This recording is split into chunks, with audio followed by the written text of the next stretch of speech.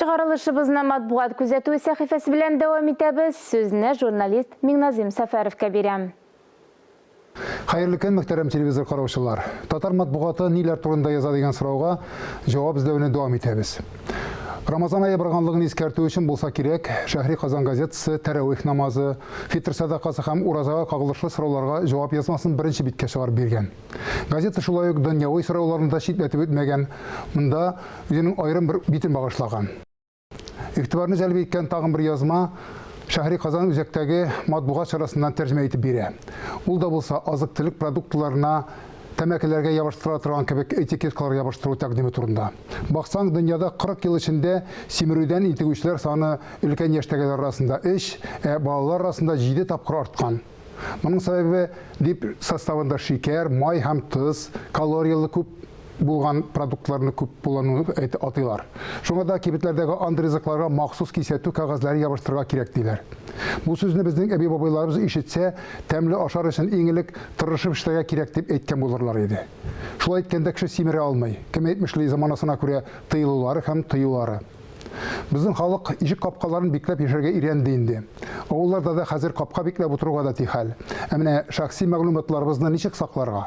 Әлеге сорауга җавап бирүне Батам Татарстан газетасы беренче битеннән башлаган. Сүз үзебезгә кагыла торган паспорт мәгълүматлары, банк картасы номерлары, төгәл адрес һәм телефон номерлары турында бара. Андый мәгълүматлар белән явыз ниятле адәмнәрнең әллә никадәр явызлыклар кыла алуы инде сер түгел. Шуңа да газета журналисты безгә ничек итеп ул капканы бик тә тотырга икәнлеген кисәтә. Махсус хәрби операция барган көннәрдә халыкның сәламәтлеге какшавы ачыклана башлаган. Нишләгә дигән сорауга җавап алу өчен шул ук Ватаным Татарстан газетасындагы ике танылган каләм иясе Риман Гыйлемханов һәм Рәшит Фатырахмановның язмаларын укып чыгарга киңәш итәр идем. Ике язманың да төбендә мондый фәлсәфи фикер ята. Һәрвакыт булай булмас. Шуннан да тормыш дәвам итә һәм безгә алдыбызга чыккан сынауларны үтеп алга баруыбызны дәвам итәргә кирәк.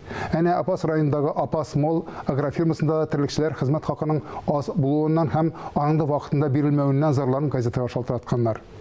Газета хәбәрчесе шул фактларны ачыклык кертеп кайткан.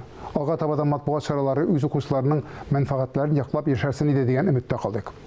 Казанлыларның апрель саны исә күп санлы җырлар авторы шагыйрә Сания Әхмәҗанованың шигъри тупламасы белән башланып киткән. Чәчмә әсәрләр укырга яратучылар өчен күптән түгел Татарстан президенты каршындагы татар телен саклау һәм үстерү мәсьәләләре комиссиясе тарафыннан игълан ителгән әдәби әсәрләр конкурсында җиңү яулаган Наилә Харисованың «Үтте инде» дигән повестен укып уйлана ала. Татар хатынның сугыш чорында күргәннәре теләсә кемнең күңеленә тияр, уйланырга мәҗбүр итәр дип уйлыйм.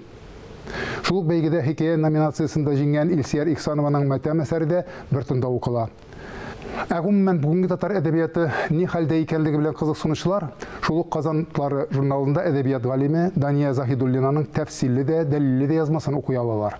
Үз матбугатыбызны укып, фикерләп яшәргә язсын дигән теләктә бүгенгә сезнең белән саубуллашам. Исәнлектә күрешик.